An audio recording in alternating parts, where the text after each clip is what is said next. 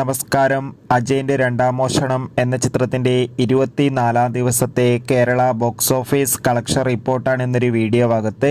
വീഡിയോയ്ക്ക് മുൻപ് video like ചെയ്യുക, ചാനൽ സബ്സ്ക്രൈബ് ചെയ്യുക. ഈ വരുന്ന സെപ്റ്റംബർ ഒക്ടോബർ മാസം OTT റിലീസ് ചെയ്ത ചിത്രങ്ങളുടെ വീഡിയോ നമ്മുടെ ചാനൽ ഭാഗം പരിശോധിച്ചാൽ നിങ്ങൾക്ക് കാണാൻ വേണ്ടി സാധിക്കും. ടൊവിനോ തോമസ്, ബേസിൽ ജോസഫ് എന്നൊക്കെ പ്രധാന കഥാപാത്രങ്ങളായ ചിത്രമായിരുന്നു അജയന്റെ രണ്ടാം മോഷണം. ചിത്രത്തിന് മികച്ചൊരു പോസിറ്റീവ് റെസ്പോൺസ് തന്നെയാണ് ഇപ്പോഴും പുറത്തുകൊണ്ടിരിക്കുന്നത്. അതുകൊണ്ട് തന്നെ എല്ലാ സിനിമാ പ്രേമികളും ഒരേപോലെ ചിത്രത്തിന്റെ ഓരോ ദിവസത്തെയും കളക്ഷൻ റിപ്പോർട്ട് അറിയാൻ വേണ്ടി കാത്തിരിക്കുകയാണ്.